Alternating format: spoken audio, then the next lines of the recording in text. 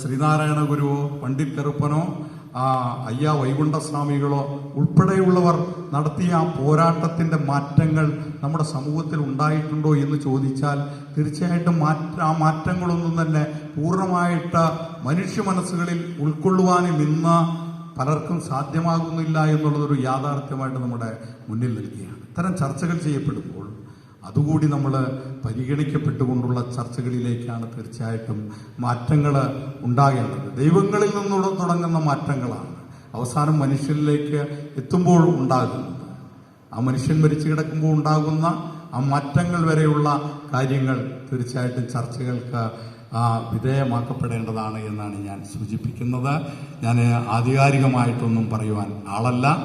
അതിൻ്റെ ചർച്ചകളും വിഷയങ്ങളും എല്ലാം തന്നെ നിങ്ങളിൽ നിന്നാണ് ഉയർന്നു വരേണ്ടത്. എന്നേക്കാൾ കൂടുതൽ പഠിച്ചിട്ടുള്ള വ്യക്തികളെന്ന നിലയിൽ തന്നെ